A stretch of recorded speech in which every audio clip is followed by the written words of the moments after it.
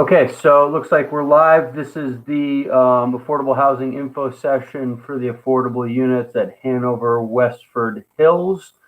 My name is David Cashman. I work with SEB Housing.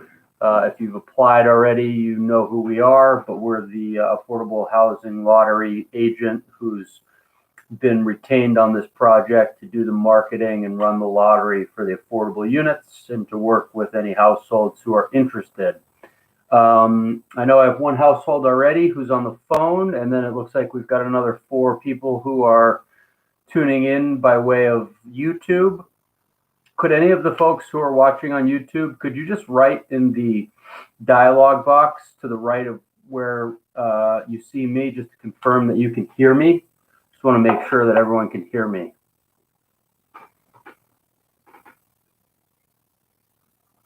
I'm just going to wait a sec till someone can confirm that before I go on.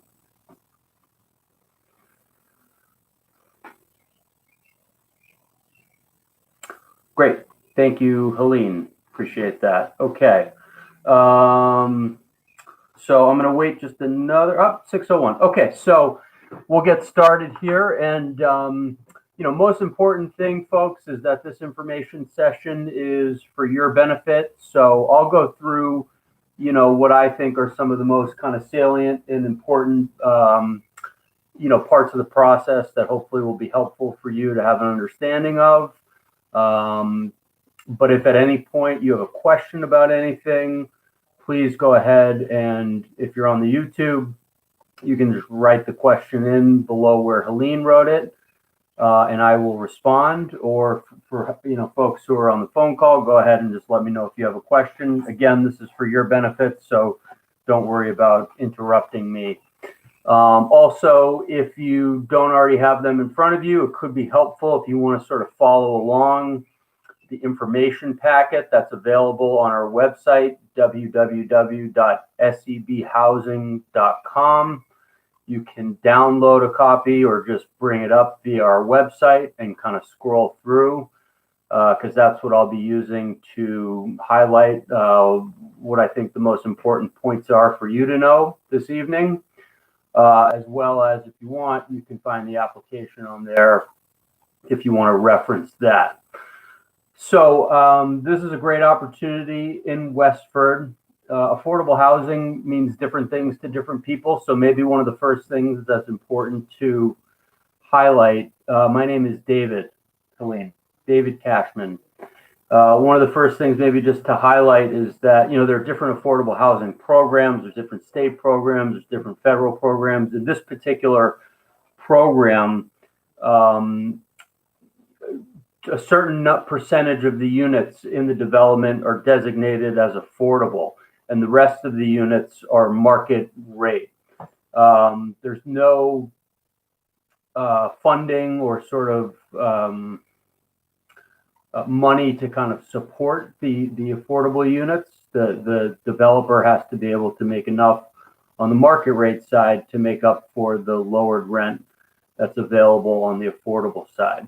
But what that sort of means for folks who are interested in applying is that if you have a voucher or something like that, you can use that, but the sort of general expectation is that households will be able to support the rent on the strength of their own income and assets. And we'll get into what that means a little bit later. Before I jump into some of the sort of details, honestly, the most important thing that you can probably take away from this evening is, if you think you're eligible and you're interested, go ahead and get your application in early.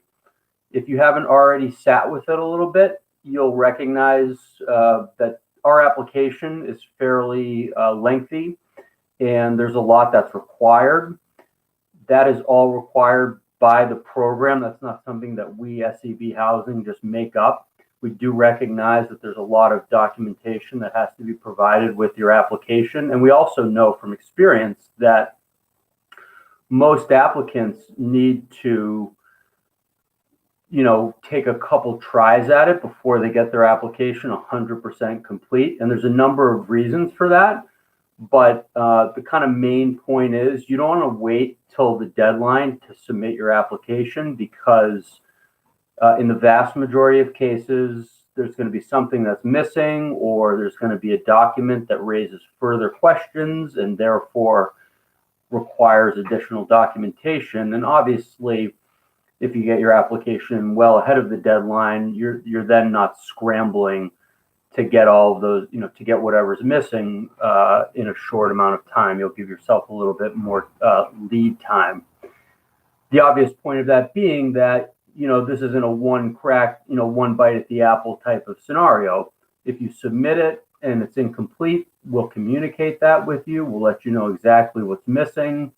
We'll put it in a, nice, concise, bulleted email. So hopefully you'll find it easy to follow. And then you can spend some time, getting that documentation, or if you have questions, you can communicate with us and we'll walk you through it. So earlier is definitely better than later. When you think about this process, I think it's probably most helpful if you think about this as a two-step process. Okay, the first step in the process is going to be to submit your application. And if you're eligible, you'll be entered into the lottery.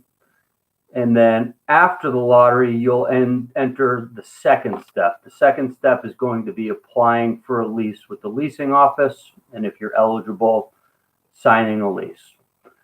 We are not the leasing office. We're not the management team. We're not the owner. We're an off-site consultant who is in charge of running the lottery and working with applicants to make sure that people qualify for the program, and doing it all in as transparent and fair way as we can.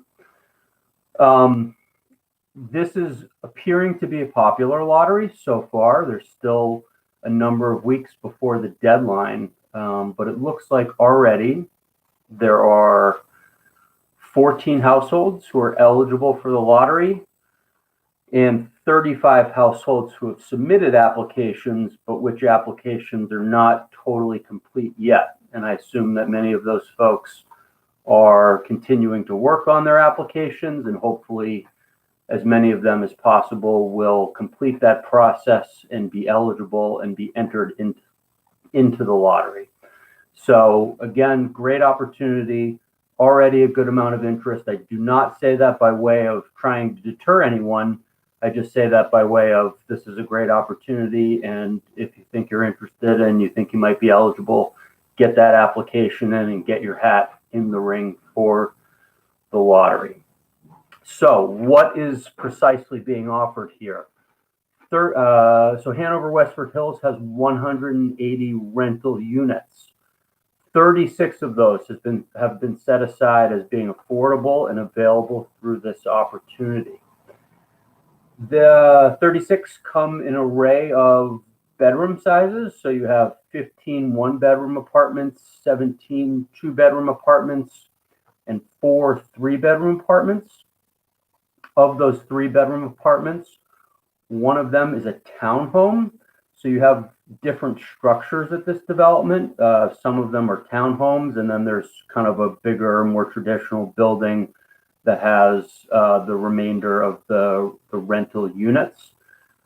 The affordable townhome, I think, is ready right about now or very soon. It's going to be ready before the rest of the rental units. But I believe the other rental units will be becoming ready in July. Maybe that's got pushed back a little bit, but that was the last information I had. So what that means is that after we run the lottery, there could be a pretty quick turnaround in households applying for leases and then hopefully moving in. Of those 36 units, or for all 36 units, you should know that those have been approved or submitted to and approved by the state. Okay, and so that's one of the really nice things about this program is, we have to submit floor plans that show all of the units in the buildings and the townhomes, and then it has to designate which of those have been set aside as the affordable units made available through this opportunity. And the state has to sign off on those, saying essentially that's equitable, that's fair, that's a good representation within the building. The units that are affordable aren't all clustered together or stacked on top of one another. They're kind of spread out evenly. So you can rest assured that, someone walking through the building, looking at the doors as they go down is not going to be able to pinpoint, that's an affordable unit or that's a market rate unit. They would have no way of knowing that from the exterior. And again, it's the affordable units are sort of a nice representation of the overall unit mix in the development, right? So as I already said, you have 15 one-bedrooms, 17 two-bedrooms, and 4 three-bedrooms. And that's roughly a representative sample of the number of one-bedroom, two-bedroom, and three-bedroom units in the development as a whole, okay? It looks like we're now up to 11 households who are tuning in via the YouTube. I think we were at 4 or 5 when we started, so I'll just kind of stop again for a sec to say, my name is David Cashman. I work at SEB Housing, and we are the Affordable Housing Lottery Consultant who's kind of in charge of running the lottery and working with applicants who are interested in this.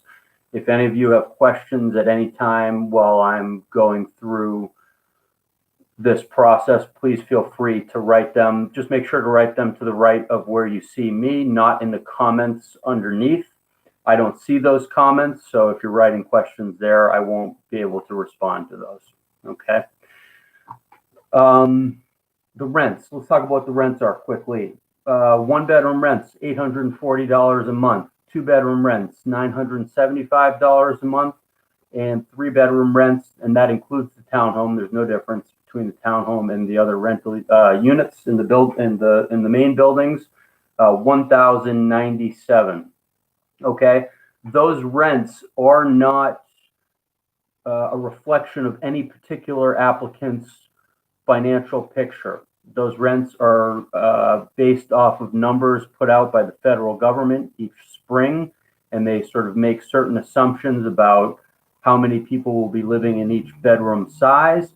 And then rents are generally calculated such that a household who is making a certain amount of money shouldn't spend more than 30% of their income on rent. You don't need to worry too much about how rents are calculated because I think it would take too much time to kind of get into the weeds on that. But I think the important point to take away is that rents are set according to a formula that's published each spring by the federal government, and they are not tied to any particular applicant's specific financial circumstances. What that means, though, is that each year rents can fluctuate. They typically go up a little bit. Sometimes they stay the same. Sometimes they may even go down a little bit. And again, that's because every year HUD's publishing new area median incomes. Those are the incomes from which rents are derived. So if area median incomes go up, you can expect that rents may go up a little bit as well. But again, that's something you don't have to worry about now. Let's stay in the present with just sort of the lottery and that process and what's required there. That's just something maybe to keep in the back of your mind about future years. Again, we're not usually talking about huge increases. It could be 40, 50, 60 bucks, that type of thing. Just something to be aware of for future purposes.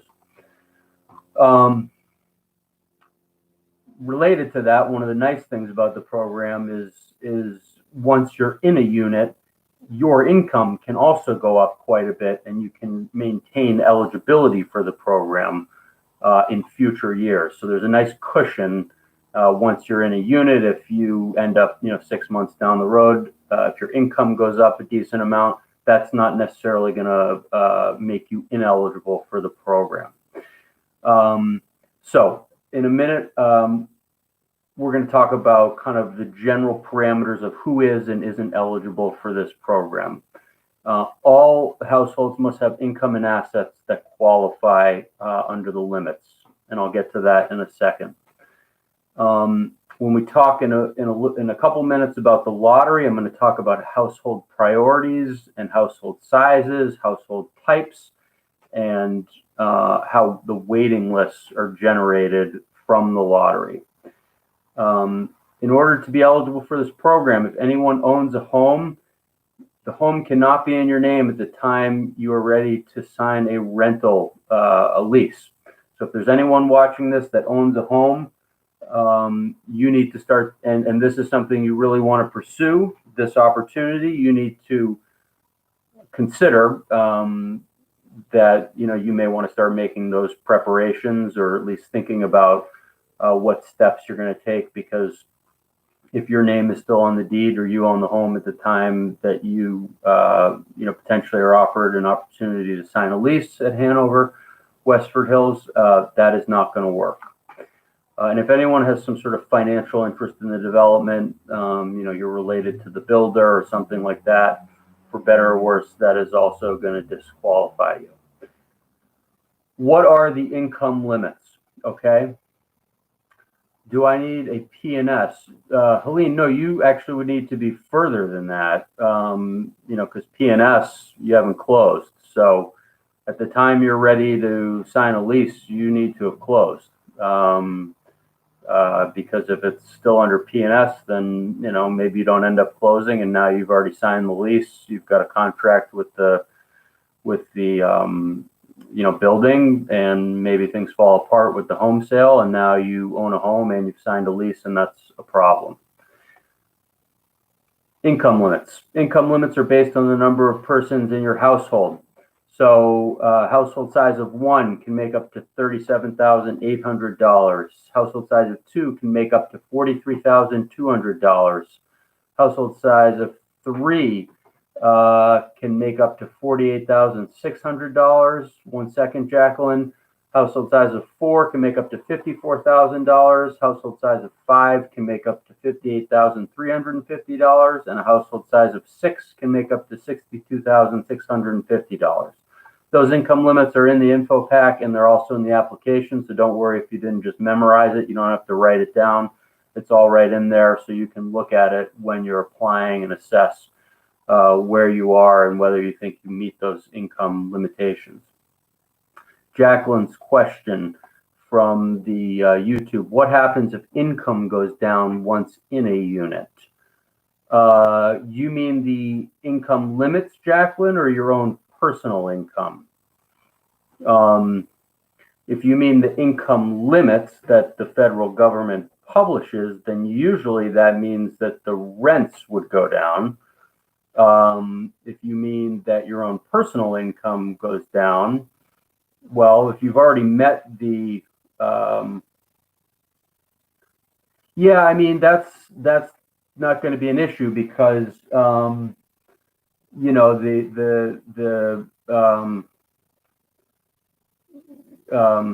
you would still be income eligible if your income goes down.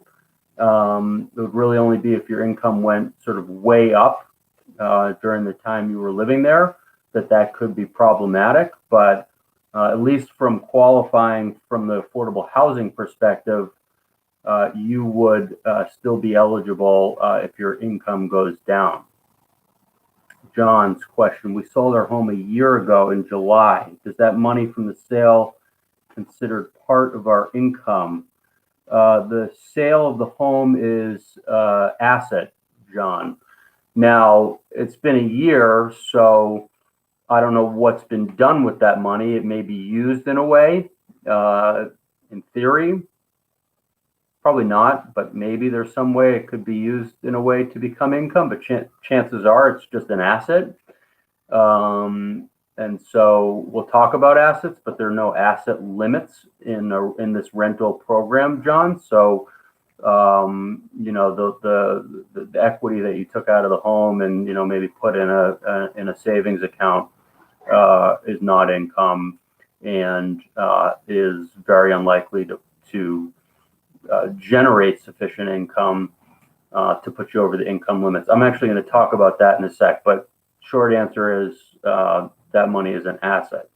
Jacqueline: yes, one needs to qualify each year. So you qualify in the initial year to get into the lottery, and then each subsequent year after that, you have to re-qualify. Okay, Ozhan, yep, one sec, let me just get to this question on the YouTube and then I will get to you. Sorry, so Ozhan, what about if we are currently unemployed and have assets at the bank? So, well, so your assets at the bank are just assets, right? You have a checking account or a savings account. We'll talk about assets in a second. So that's not income. One thing we'll talk about in a minute are I've just talked a second ago about maximum income limits. There are also kind of minimum requirements, and I'll get to that in a sec where that may be more relevant to your question. So let me just get this question from the caller. I'm going to move on in a sec. I'll talk about minimum incomes and assets. And Osan, if your question isn't answered at that point, please raise it again, and we can talk about it more. So sorry, ma'am, on the call, what was your question? So my question is, if we make more than the maximum amount, how much cushion do we have for a family of 5? Well, so the question is about the income limits for a family of 5. So the income limits for a family. No, I mean the income limit for a family of 5 is $58,350. To get into the lottery, there's no cushion. That number doesn't change. Oh no.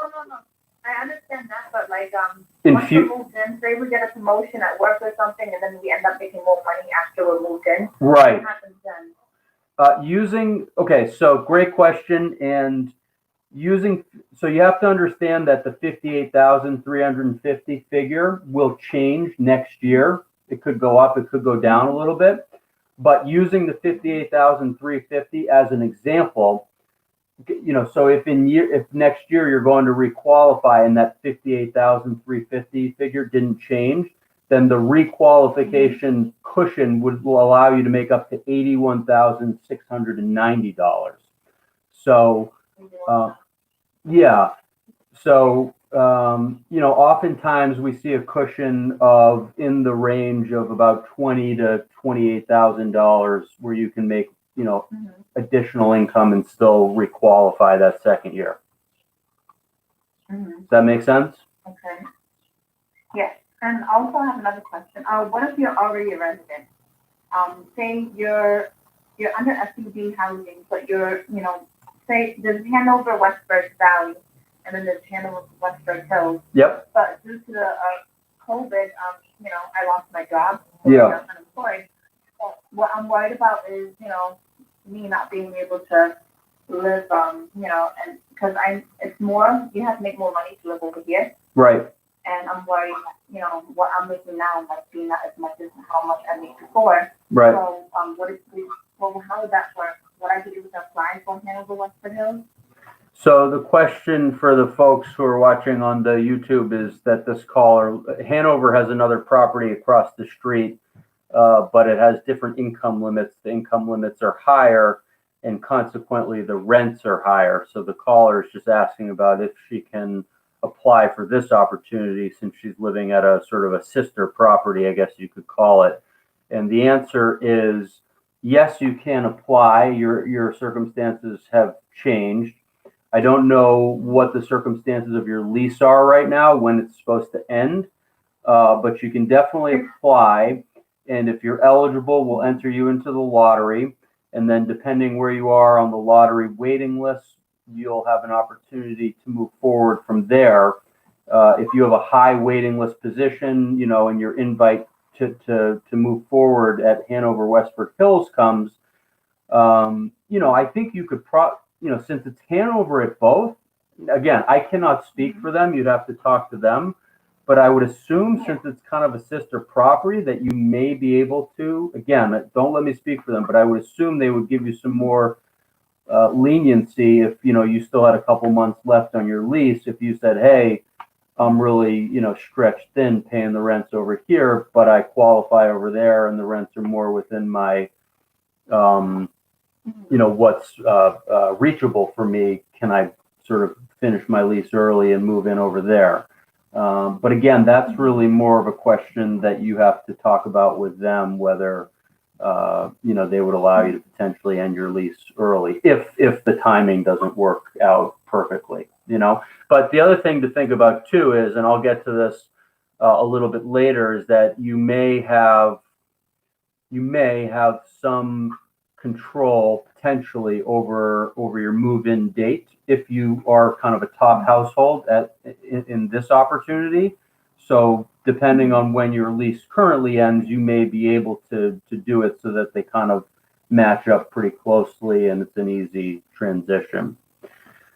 Okay. So would I have to start over a new application? Yes, you would. Okay. One last question. Oh, yep. So can we apply for the lottery for both the townhome and the 3-bedroom?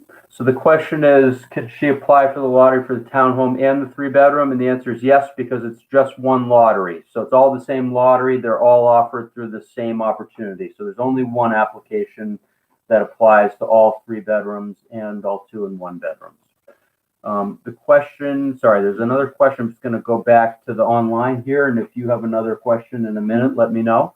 The question from Helene is, could you clarify on when leasing begins after one gets through the lottery, just so I know when to close on my home? Yes. So that's jumping forward a little bit, Helene. But yeah, so basically the application deadline is July 21st, and the lottery is a couple weeks after. And then once we run the lottery, we will, that same night, we will create the lottery waiting lists. We will then turn those lottery waiting lists over to the leasing office. And the leasing office kind of picks up the process at that point of inviting you to apply for a lease. So, it depends where you are on the waiting list, and it also depends on how quickly the leasing office starts moving, and we don't control those things. So I can't give you a precise date because there's too many variables that I don't control and we don't know. I think the best I can tell you is, the lottery is August 4th. The waiting list will be turned over to the leasing office the night of August 4th. And if the leasing office is totally ready to go, in theory, they could start reaching out to applicants who have top waiting list positions on August 5th. And if you have a top waiting list position, you could get contacted to come in and apply for a lease. Typically, you'd have 5 or 7 days to do that. And then if you're eligible, management companies have sort of different cushions for how soon they expect households to move in. Could be 30 days, could be 60 days. The other thing, Helene, is not all of these units will be ready at exactly the same time. So, when your turn, if you are invited to move forward, when your turn comes up, you can choose from any of the units that are available. So maybe you decide you want one that's not, ready right away because you want to give yourself some time. So I know that doesn't give you the kind of firm date that you might be seeking, but the truth is I just can't give you that. There's too many variables. Some of it's going to have to just, you're going to have to kind of figure out based on the lottery and where you land. But I understand there's a bit of a kind of a unknown involved, and unfortunately that's just sort of a reality of it. Jacqueline, how can one get to the lottery already? Sorry, and let me just go up one sec for Helene. So you're in the lottery already, great, so you have a lottery number, but we still have to wait till August 4th to run the lottery. Jacqueline, how can one get to the lottery already? Well, the lottery is on August 4th. You can submit an application. As soon as we deem you eligible, we'll let you know. But the lottery is on August 4th, and that's not changing. Jacqueline, where else can I watch this presentation? So you can call in, and you can call into the conference call if you want. There's no other place to watch it. But if you want to do that, the number is 425, 436, 6200, and the code is 862627. Okay. Jacqueline, you're asking about what is the top Can position? you repeat that? Yep, the number is 425, 436, 6200, and then the code to get on the conference call is 862627. Jacqueline, your next question is what is a top position? Hold that thought, because when I talk about the lottery drawing and the results, I think that will become clearer. If I don't answer it for you, please raise it again, but I think it'll become clearer when I get to that in a bit. Elsa, if one is selling their house, what does the house have to be sold by August 4th? No, but you need to have closed on the home by the time you are prepared to sign a lease. So if you don't even have it under a P&S by August 4th, we may have some questions about whether or not you're actually going to be able to close, but your name doesn't need to be off the deed by August 4th. You just got to be off the deed by the time you'd be ready to sign a rental. Is the application like Trio Newton, or do we have to submit supporting documents? Libra, you have to submit supporting documents. Jacqueline, how can you get a lottery ahead of the lottery date? You can't. So August 4th. Annie, is there a 3-bedroom handicapped apartment?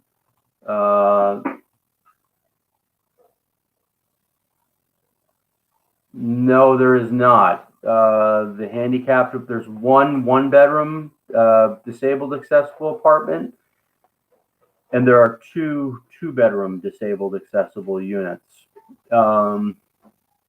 Now, if you're applying for a 3-bedroom unit and you have a handicap, and the property has a 3-bedroom market rate unit that is handicapped, they might being the operative word, be willing to kind of make a switch, but I can't promise that. So I can't promise you that there would be one. All I can tell you is if you apply for a 3-bedroom and you indicate the need, we could ask them, but it's not something that I can promise to you because it's not something that I control. Okay, so I'm going to just I think I've got all the questions, so I'm going to kind of pick up where I was. We talked about what the income limits are. One last one. Yep, the question from the caller. Go ahead. Yes. Okay, so how is it determined who gets the townhome? Okay, so the question is about how is it determined who gets the townhome? Can I also answer that when I talk about the lottery and the waiting list, as I think it'll make more sense then? Is that all right if I wait till then? Yeah, that's fine. Okay, great. I want to just touch for a second on income, and I won't get too in depth on it, but I want to just say generally that income applies to all members of the household, everyone who's going to be living there, anyone who's on the lease. Everyone who's living there, their income counts, with the exception of minors who are dependents, and with the exception of full-time students. Only $480 of their income would count. Anything above and beyond that would not count. So if you have a son or a daughter who's a dependent, who's a full-time student, and they've got a side job, and they make $5,000 for the year, well, we would only count $480 of that. The rest would not count. Libra, you have a question about bank accounts. I'm going to talk about that in one sec, so just hold tight for a minute. I want to say also that income is counted expansively in this program, and that is by program requirement. So the obvious income that most people think of is what do you make in your job, but there are other sources of income that people have as well. The application lists many of those different sources. So when you're filling the application out, please go through that carefully and look at all the different sources. And if you have any of those, you will be required to provide supporting documentation.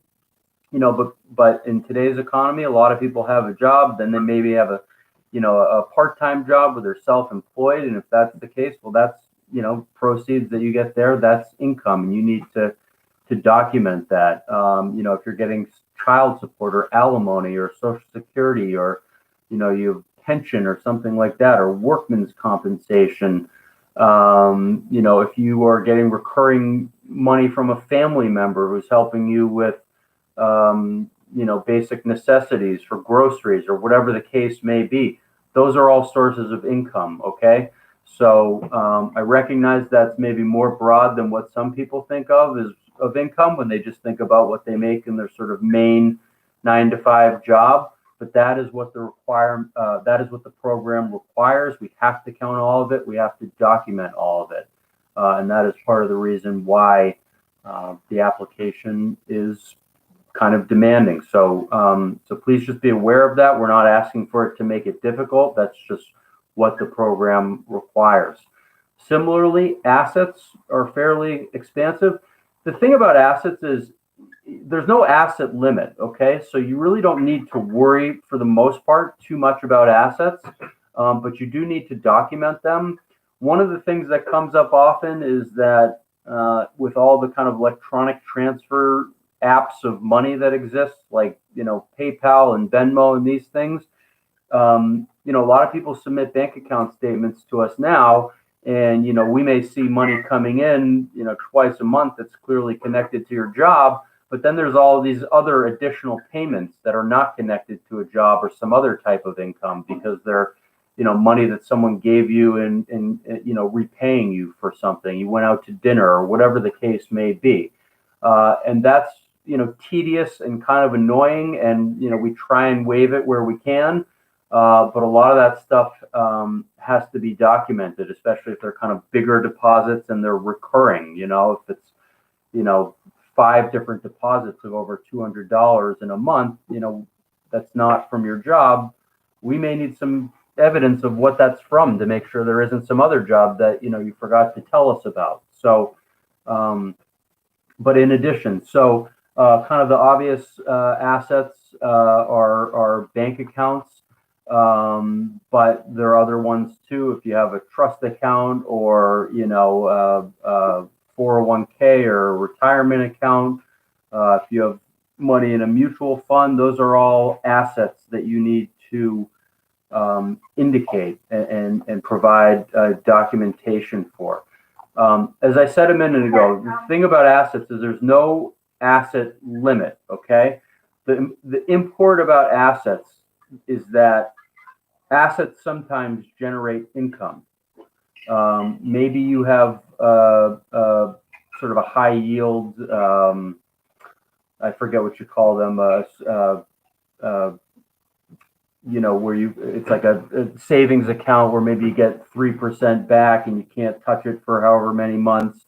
But that 3% that it generates, that's income, okay? So the asset, the principle of it, doesn't matter so much because there's no asset limit, but the income that it generates gets added to your income total. For most people, they don't get enough income from the asset for it to be an issue. But if you're right up against the income limit, right? If you're just like a couple $100 below it, just based on your kind of, say you just have one job and that's it, but you're a household size of 1, and your one job, your gross income for the year is $37,300, and the income limit is $37,800.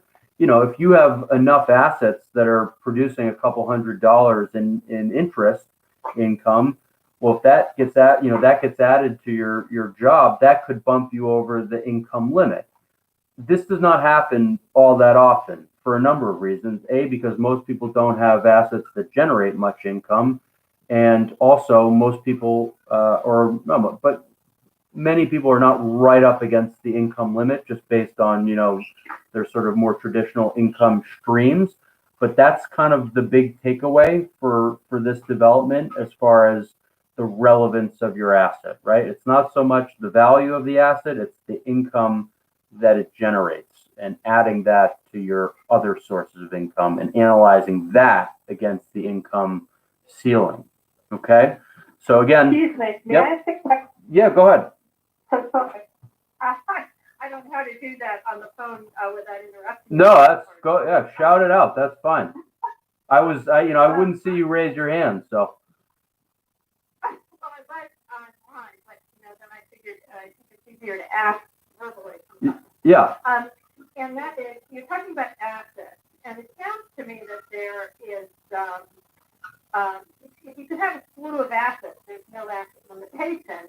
Does that, in terms of assessment of your application, weigh more heavily on a positive sense if somebody has additional assets, if someone is, just around the income limits of that are stated here, maximum income or minimum income?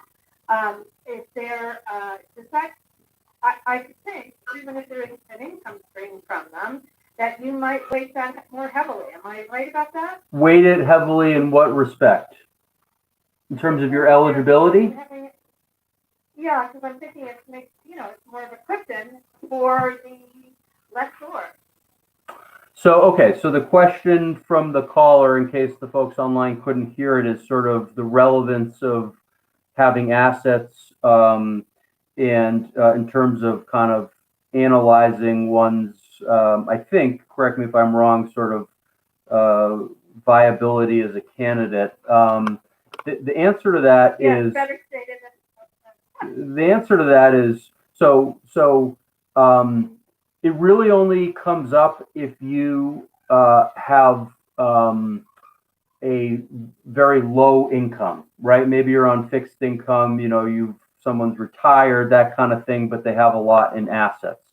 But other than that, it doesn't come up that much. But the way it comes up in that scenario is if you look at page 5 of the info pack, the information packet, the leasing office, and I want to be clear, the leasing office, not me, not SEB Housing, because we're only kind of really interested, are you eligible for the program? We're not as interested about, are you eligible for a lease, because we're not asking you to submit, prior tenant history or credit, score, or if you have a background that could disqualify you. That's not what SEB does. But the way that assets becomes relevant is that you will have to have a certain amount in income and assets to demonstrate to the leasing office that you will be able to afford the rent, right? And so the ratio that the leasing office is going to use, and this applies to everyone, again, is 2.5 or 40%, right? So what that means in terms of dollars is for a 1-bedroom unit, the leasing office would expect someone to make about $25,000 a year. For a 2-bedroom unit, they would expect you to make about $29,000 a year. And for a 3-bedroom unit, they would expect you to make about $33,000 a year. So the way to think about that is, well, and I'm going to just elaborate in a sec. So we are assessing you to make sure you're underneath the income limit. That's the ceiling, right? The program says a household size of this many persons can't make more than blank. That's the program requirement. But then there's also this sort of leasing office instituted program, leasing office floor, right? They want to make sure that someone can actually afford the rent. So we talk about maximum income limits, but when we talk about minimum, we talk about minimum income and assets, okay? And that's because someone who maybe has a very low income, or let's just say someone makes $10,000 a year, right? That would be below, and they're applying for a 1-bedroom. $10,000 wouldn't be enough to meet the leasing office's lease screening criteria. But if that person had a lot in assets that they could draw down from to make up for it, then we would say, yeah, you're eligible for the lottery. We're not going to disqualify you on that grounds. And the leasing office can decide. So that's not a hard bottom. It's somewhat dependent on your asset picture. Correct. Okay. Correct. And so for those watching online too, it's our screening is much more rigorous when considering the income ceiling, your income limit, because that's a program requirement. When we're looking at your minimum income and assets, we just want to see that you're close, right? Because that's not a program requirement, that's a leasing office requirement. And so if they expect you to make $25,200 to be able to support a one-bedroom rent, and you show that you have 24,000, that's close enough. We don't want to be the ones to say, they're going to disqualify you, but it is something for you to kind of keep in mind. Okay. Mm-hmm. Okay. Okay. So. And how is it financed? Is it financed by private investors, by us, I don't know. That's a great question. We don't get into the kind of permitting and financing, so I don't know the answer to that. But it's a good question, and I probably should know, so I'll look into it for the next info session. I don't know if they get financed in different ways, but that's I'm not involved at that stage in the process. You're probably lucky. Yeah. Right. Okay, so yep, go ahead. Yeah. So for income, child support is considered income, but what if you're supposed to get child support, but you don't get anything at all? So sorry, the question is if you're supposed to be getting child support, but you don't get anything at all? Yes, would that be counted towards your income? Yeah, that's a good question. Do you have something so the question is about child support that I assume has been ordered but has not been given. Do you have something in writing documenting that? Oh, you can get a report where it shows how much kids you're paying and the last payment for the whole year. Right. Let me, I would have to ask someone on my team about that. That's not something that comes up very often. Do you want to email me? Email me at david@sebhousing.com. Mm-hmm. So the question. Okay, my guess is that there's got to be some sort of a court document that they put that to date, and whether it's being paid or not is another issue. Yeah. So let me just. So again, the email is. I just want to know if it's countable income, even though you don't get it. Yep. That's mainly my question. If it's considered countable income, even though you don't get it. Yep, I understand the question. So just if I can just kind of take over here for a sec, please email me and I will get you a response. Again, my email is david@sebhousing.com. And I understand the question, so just put it in a real quick. You can just one line is fine, and I will get you an answer to that. Okay. Okay. There's been a request to kind of move through a little bit faster on some of the main program stuff. So I'm going to kind of hold off on questions for a little bit. I'm going to try and move through some of the more kind of main elements, and then I'll circle back if that's okay to see if there are more questions. Okay. So. Step one, that's what we've been sort of talking about. That is, income, assets, submitting a program application by the deadline.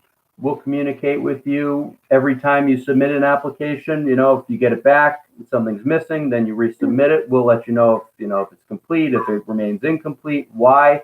It's usually a process that requires a couple of tries before it's totally complete. So don't wait. If you're eligible, you will get a program lottery application number. The number will be in the form of A.XXX. Okay, that's merely an anonymous identifier that we'll use when we get to the lottery. in August. It has no bearing on your position in the lottery or your chances of moving forward. It is an anonymous identifier and nothing more. Okay. The lottery, you are invited to attend if you want. You are not required to, I say attend, it's going to be online, but you're welcome to tune in by phone or via the YouTube presentation. If you don't, that's fine. It has no bearing on, kind of your outcome. You will be informed of the results at the exact same time. Now, one thing to know is if you do watch the lottery, the exact order that I draw the names has some bearing on kind of the waiting list and your opportunity to move forward, but it is not. And I repeat, no matter how many times I say this, because it's different than what we usually think of in a lottery. And there are always households who kind of struggle to kind of digest this concept, but there are other priorities that we have to factor in. Okay, so the actual order that you're drawn has some relevance, but it is not the final determinative factor of where you will be on the waiting list, because we have to factor in other things like your household size. You don't even know if households who were picked in the lottery before you have applied for the same type of unit. Okay, so there's a lot you don't know by that. Getting picked earlier is better than getting picked later. But again, you don't really know where you stand until slightly later that same evening when I've sorted all the results and put them onto the waiting list. Now, everyone says, well, are there winners and losers? Do I win? Do I lose? No, this is not a lottery like most lotteries where, you pick a number, you pick a couple numbers, and those people win and everyone goes home sore and disappointed, okay? In this lottery, everyone who's eligible will get picked. Okay, I repeat, everyone who's eligible will get picked, and everyone will have a spot on a waiting list for a unit that they applied and were eligible for. Okay, now when you fill out your lottery application, you'll notice on one of the third page, it'll say, what bedroom size, plural, are you applying for? You can apply for 1, 2, and 3 bedroom. Okay, or 1 and 2, 2 and 3, whatever you want. Okay, I can't stress enough. Pick as many as you think you could actually be interested in. Don't limit yourself. There is no disadvantage to picking more rather than fewer. And there is a disadvantage to you if you only apply for, say, a 1 bedroom, and then later after the, at some later date after the lottery deadline, you say, geez, I wish I had applied for a 2 bedroom. We can't necessarily change it at that point. Okay, so there is no downside to you. You do not decrease your chances or prejudice yourself by picking more. Pick any unit sizes you think you could possibly be interested in. Okay, so let's just say our hypothetical applicant applies for all 3 because they think, geez, I could be happy in any of them. I just want to move there. I don't care what bedroom size I get. But so we review it, and maybe they don't make enough for the 3 bedroom. They don't have enough in income and assets, so we say you're not eligible for that. But they are eligible for a 1 and 2 bedroom unit. Well, then they will have positions on the waiting list for the 1 and 2 bedroom apartments. Okay, the waiting lists are ordered top to bottom in the order that households will get to move forward in the next step in the process, and that is applying for a lease. That whole next step, we SCB Housing are not involved in that. So that on that lottery night, we will be, after we do the lottery drawing, we'll put all those application numbers in a box. We'll draw them out one by one and call them as we go. A couple hours later, you'll get a follow-up email, or if you don't have email, I'll send you something by snail mail with the waiting list. Those will be ordered with your numbers for, the 1 bedroom list, the 2 bedroom list, the 3 bedroom list, top to bottom. Those lists are going to let you know, okay, hey, I've got the number 1 position on the 1 bedroom list. That means I'm getting invited forward on that list to apply for, a 1 bedroom apartment. And that next step happens with the leasing office. So you'll be in contact with them, or they'll be in contact with you, and they'll invite you to move forward and apply for a lease. And at that point, if they aren't able to do on-site tours because of COVID still, then, it's probably sending you pictures and floor plans and maybe virtual tours. I know a lot of these lottery leasing offices are getting pretty sophisticated with their online offerings, given what's going on and how hard it is to kind of bring people into a building and stuff. But I don't know exactly what they'll be doing. The point is, they will be reaching out to you. They will invite you in. There will usually be a time limit. This is not sort of a never-ending invite to come in whenever it's convenient to you. It's like, hey, you're number one on the waiting list. You've got congratulations. You've got 7 days to come in and complete a lease application and let us know which units you're interested in. If you are eligible, and again, we haven't really screened you for lease eligibility. We've taken a quick look to see if it looks like you make enough to support the rent, but we haven't looked at your credit or your criminal or those things that leasing offices sometimes look at. So it's really important to differentiate those two things. If you're in the lottery, that means that SEB has made a determination that you're program eligible. It means nothing about whether you're lease eligible. So this is a really distinct step, and it's important to keep that in mind. Don't necessarily give notice to your current landlord that you're leaving before you've been told by this leasing office at Westford that you're actually eligible for a lease. You don't want to sort of jump the gun in that regard. There are going to be six. Yep, there's a question. Go ahead. I'm sorry, this is confusing to me. First of all, I thought a lottery, the purpose of the lottery was to draw, numbers to determine, who's going to get different units. And apparently that's not the case. Who's doing the leasing if it's not you? Okay, so the question is sort of about the lottery, if it doesn't determine who gets what unit, and who does the lease screening if not SEB. So let me answer the second question first. Hanover is the management development team. So someone at Hanover would be doing the lease screening and the property tours, or sending the materials to you, getting you signed up for a lease, that type of thing. We SEB do not manage that part of the process. As to your is that because they're also doing the market rate units, or no, I mean that's just not we're hired to help with the administration of the lottery, because it's there's a lot of rules and requirements, and most management teams who just sort of are in the business of managing properties are not sort of affordable unit specialists, so they don't know how to run a lottery and all the requirements that go into it. So they ask us to help with that. And similarly, we're not a leasing office, so we don't work there. We're not on site. We're not equipped to do tours and run people's background checks and things like that. The first question is, look, the lottery does the lottery drawing does have. I mean, certainly, the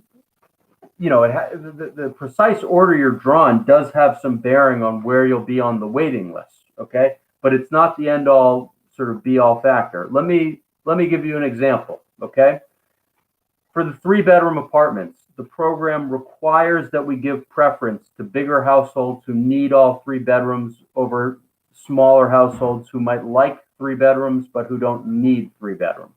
Okay, on your lottery application, on one of the first pages, it will ask you to tell us what household type you are. Okay, that's on page 4 at the very top. You can't miss it. There are check boxes, etc. And we give examples. Okay, we break those down: household type 3, household type 2, household type 1. Those are the only 3. You can only do one of those 3. You can't be another one. A 5-person household, just by way of example. Okay, so a married couple with 3 kids, they're a 5-person household. They're going to be a type 3 household every time, because they need 3 bedrooms. All right. A 3-person household, again, there are more than, this would be a type 2 household, just one example of a type 2 household. A married couple with a child, the program would say, well, they really only need 2 bedrooms. They might like 3 bedrooms, but they don't need 3 bedrooms because the married couple can share a bedroom and the kid can have their own. Okay. So you check that off. And then just as an example, if you're a 1-person household, you're a type 1 household, which means you need 1 bedroom. You might like 2 bedrooms, but you don't need 2 bedrooms. What does that mean for the lottery? Let's say that a type 2 household applies for a 3-bedroom unit. Okay, this is the married couple with a kid. They throw their hat in the ring for a 3-bedroom unit because that's what they'd like. And they are drawn first in the lottery. And they think, great, well, that is good. Okay, are they going to be first on the 3-bedroom waiting list?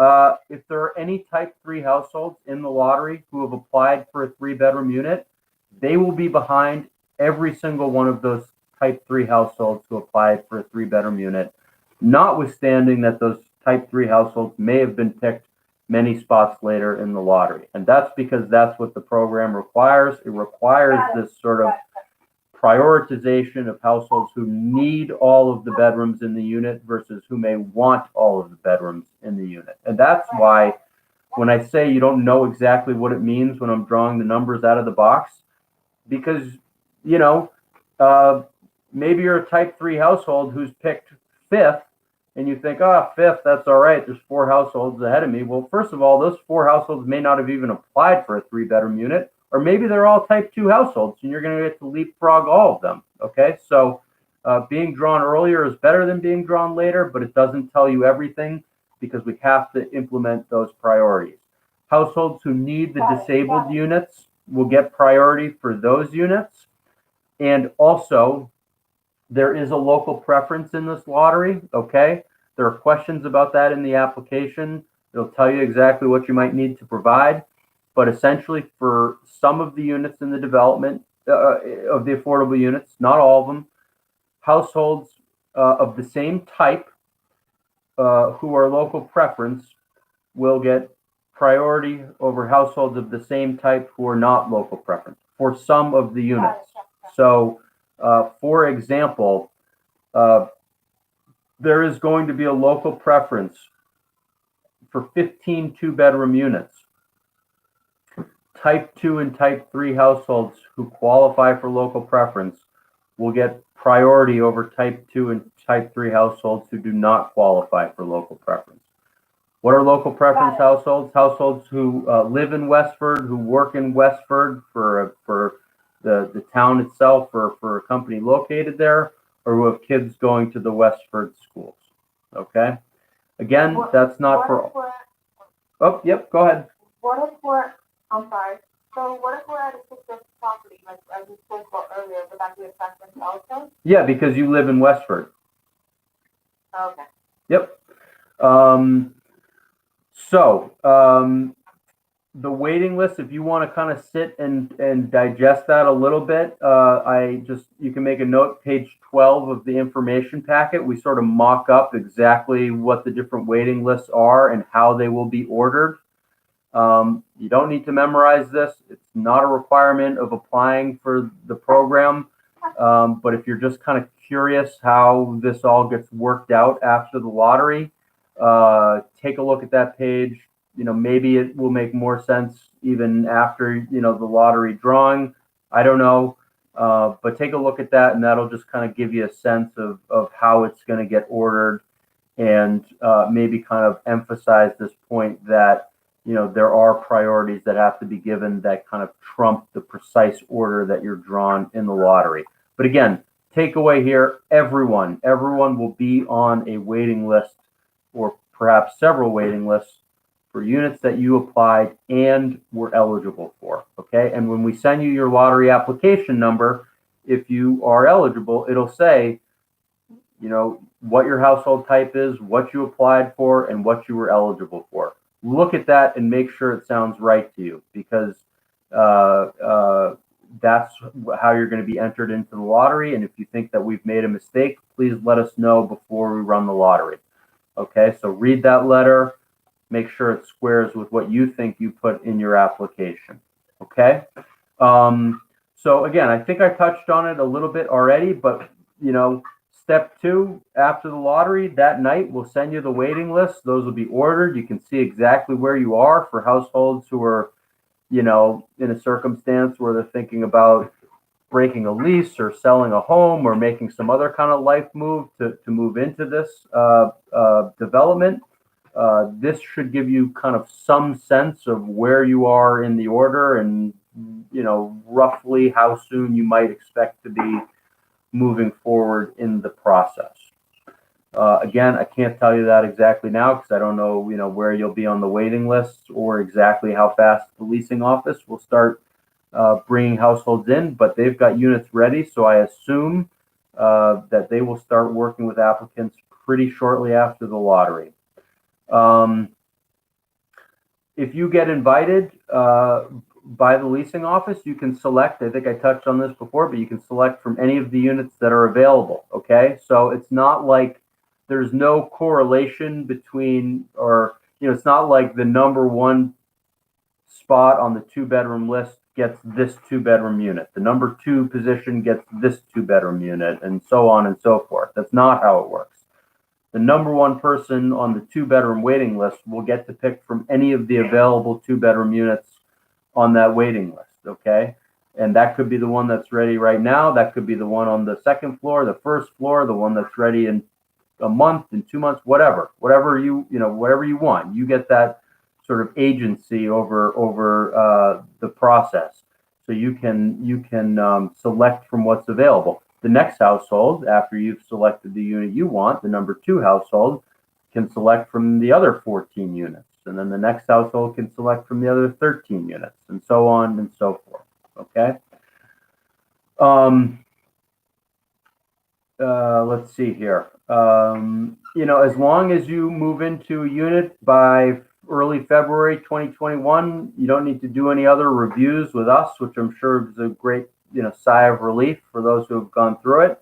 I believe all of the units are expected to be ready before then, so that shouldn't be an issue. If you are moving in after February 2021, we'll talk to you about sort of doing a hopefully relatively quick and easy update of your application. Not something you need to worry about now. You can just kind of store that away for later. There was a question from the caller, which I talked a little bit about earlier, so I won't belabor the point. But on page 16 of the info pack, we lay out the cushion for the recertification and what those numbers are using current HUD figures. So, you can see that, just for example, household size of 1 making $37,800, or rather, sorry, $37,800 would be the income limit to get into the lottery. If they meet that, they move into a unit. Next year, they want to, renew their lease. They can then make up to $52,920. So there's a nice kind of cushion there if you get a pay raise at work. Okay.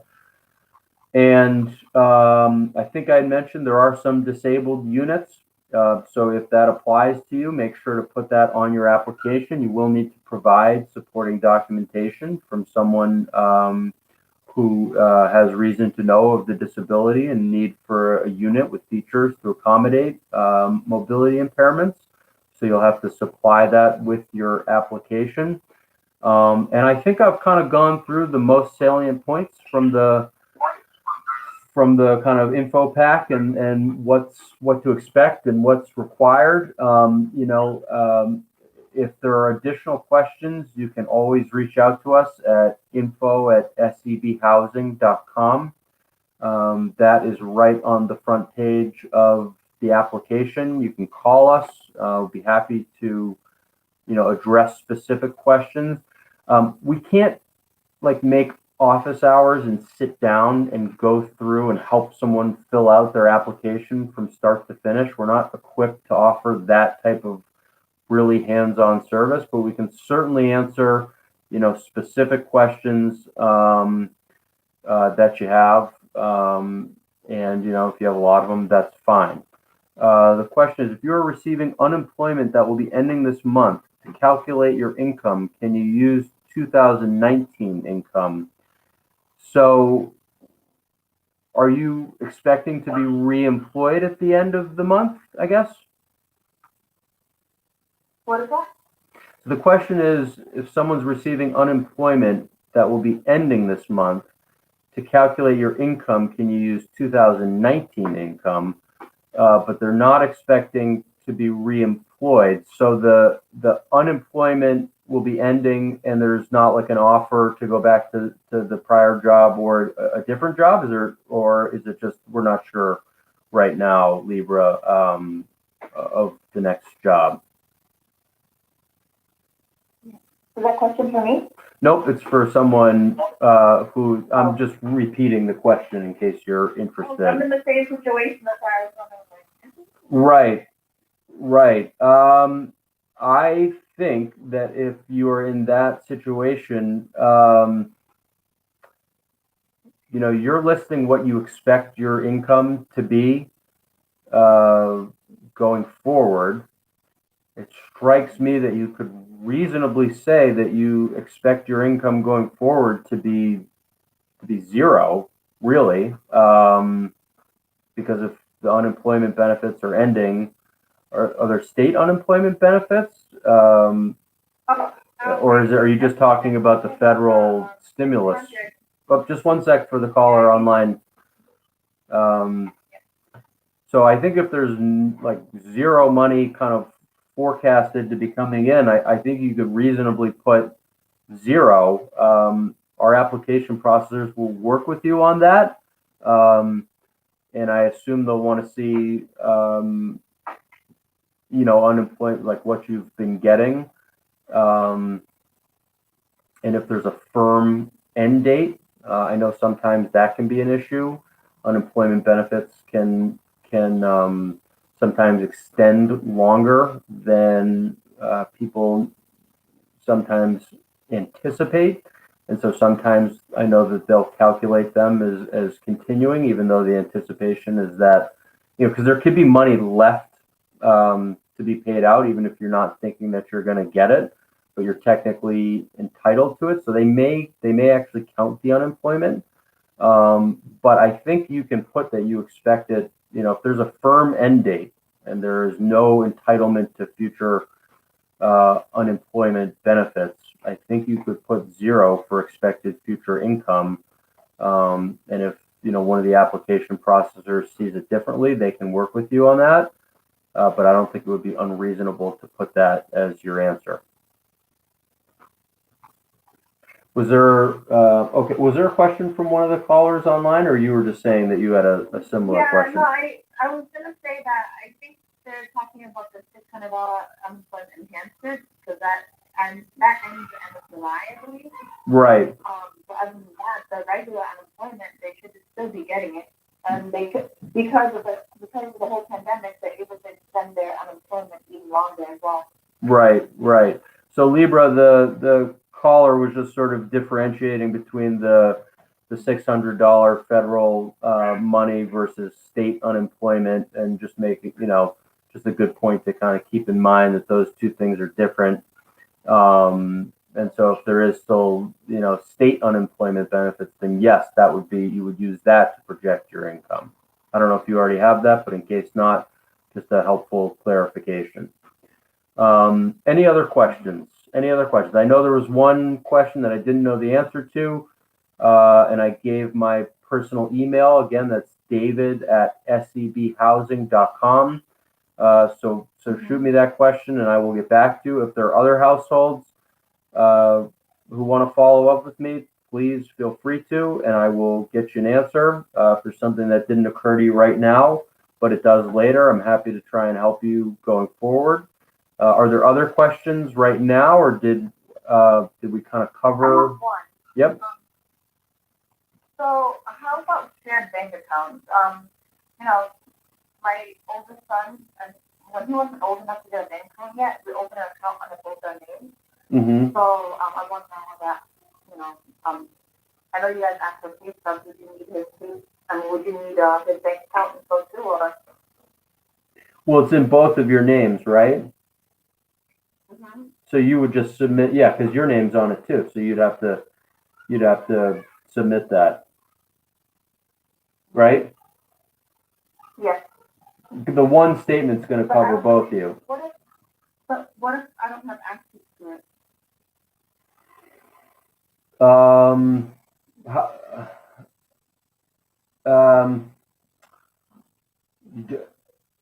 If you can absolutely not get access to it, you can indicate that on your application, and we can see about making an exception. But if your name's on the account, you should be able to get, I would think, some access to it. Yeah.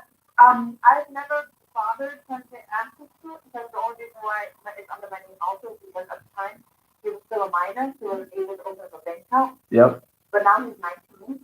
Okay. So it's like, I don't really get into stuff like that, Right. So the question is a shared bank account with a 19-year-old. Well, so then he should be able to. I mean, most bank accounts you can just go online and get a statement in a matter of seconds. So he should be able to just download a statement to put in with the file. Mm-hmm. Right. Okay, but how about his? Is he part of the household? Is he part of the household who's going to be living there? No. Oh, he's not? No. Well, I still think he could get that for you to submit, and you can include a note that, I mean, I don't know if essentially it's his now, even though you're on it in name only.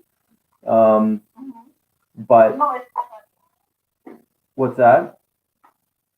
in both our names. Yeah. So you should ask him to see if he can get that to give to you. Again, it's an asset, so it shouldn't be a big deal, but he should be able to download that pretty easily.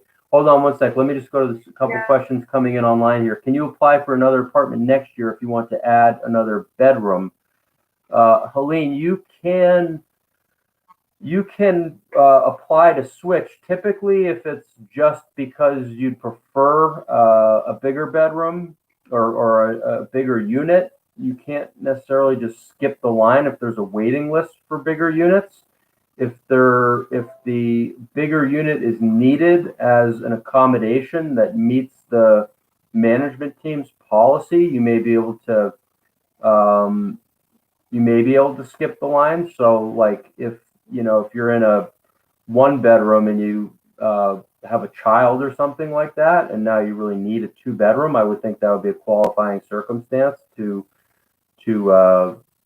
kind of get first in line on the 2-bedroom waiting list. But if it's just, I'd like a bigger unit, then you're not going to be able to jump in front of the people who are waiting. Prefer via email, Libra. You can drop it off if you want, but emailing the application is best. Thank you, Helene. Happy to help. Libra, what utilities are included? Sorry if I should have mentioned that at the beginning. So tenants have to pay their own utilities: gas, heat, electric cooking, gas, hot water, electricity, and water. Looks like there's no sewer is included, and a surface parking space is also included. But the other ones you are responsible for. John, you got it. Thanks for tuning in. Any other questions I can address before we wrap this up? Thank you very much. Yeah, you got it. Thanks everyone for tuning in. Again, I think I've said my email, so if anyone has a question that they didn't think of, david@scbhousing.com, or you can email info@scbhousing.com. Great opportunity. Biggest takeaway I'll end with, which I started with. If you think you're interested in, submit an application, get it in early. We'll work with you on getting you over the finish line, hopefully. Don't wait till the last minute. Thank you all for tuning in, and have a great evening, and we hope to see your application soon. And I will end it there. So have a good night, everyone. Thank you. Thank you, David. You got it. Take care. Bye-bye. And I'm going to end this. Thank you. Take care.